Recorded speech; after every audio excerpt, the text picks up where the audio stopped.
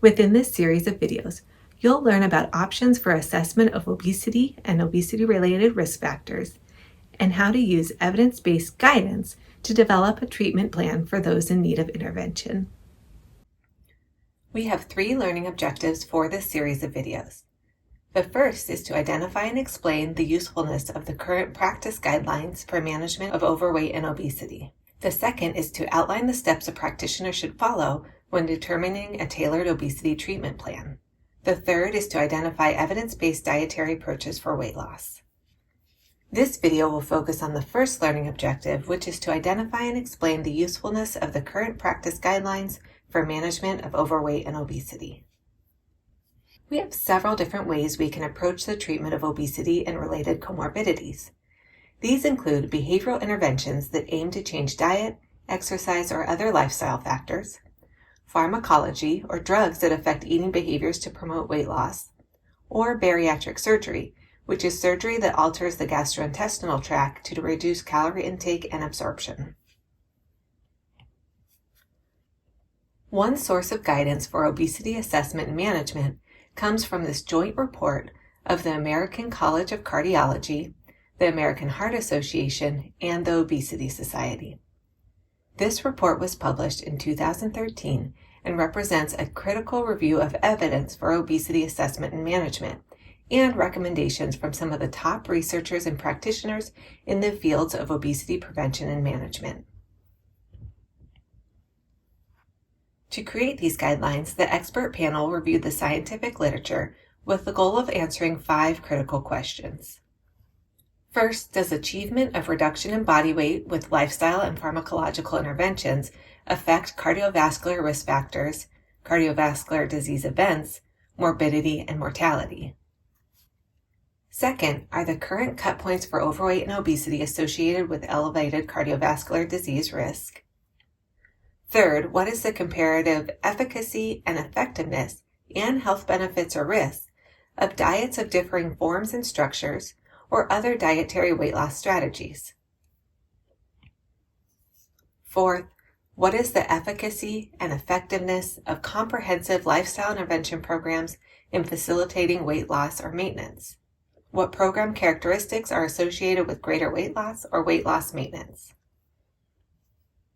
And fifth, what are the long-term effects of bariatric surgery on weight loss maintenance, cardiovascular risk factors, related comorbidities, and mortality?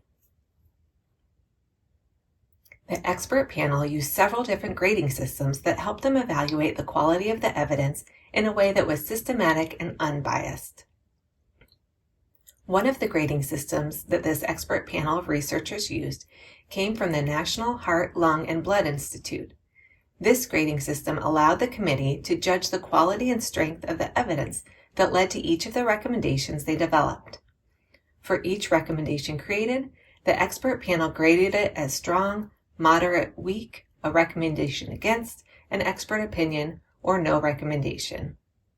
The grade of strong recommendation meant that there was high certainty that following that recommendation would produce weight based on the available evidence and that the net benefit would be substantial. For recommendations graded moderate or weak, the evidence was weaker and net benefit was less clear.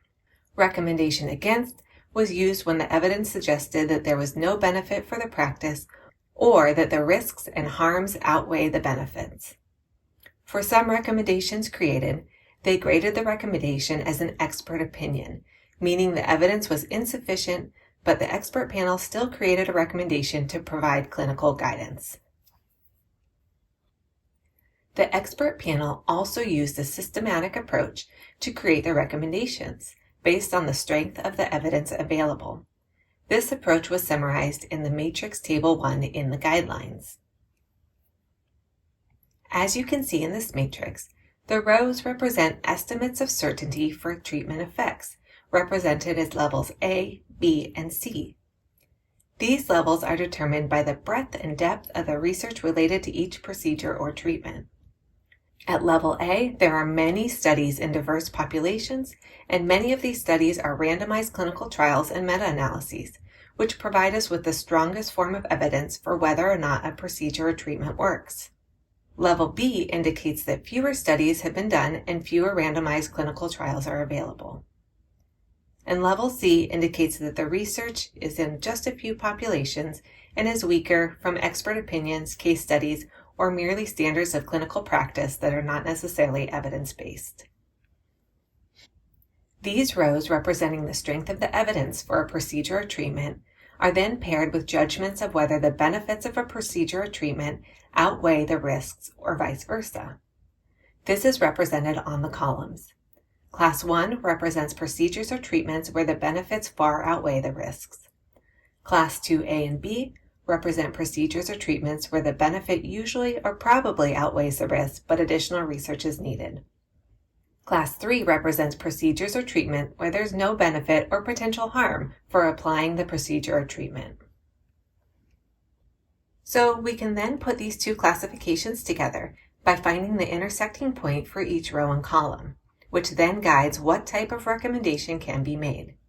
If we look at the first square, where we have the strongest level A evidence paired with Class 1, this represents procedures or treatments for which we have strong evidence that the benefits far outweigh the risk. Thus, we have solid evidence to recommend that the procedure or treatment is definitely something we should do because there is strong evidence for its effectiveness and benefit. Contrast this with Class 3 Level A, which represents a recommendation against doing a treatment or procedure because there is strong evidence that it has no benefit or causes harm. As another example, at the intersection of Level C Class 2B, we have procedures and treatments that probably have a bit more benefit than harm, but the evidence to support this notion is fairly weak.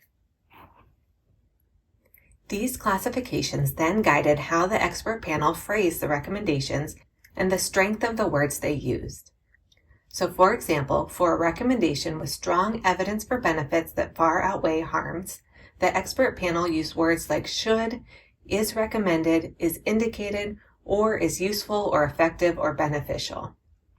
In contrast, when evidence was weaker and the magnitude of benefit over risk seemed smaller, then the expert panel used more cautious language, such as might be considered or might be reasonable. Let's pause here and review some key takeaways from this video.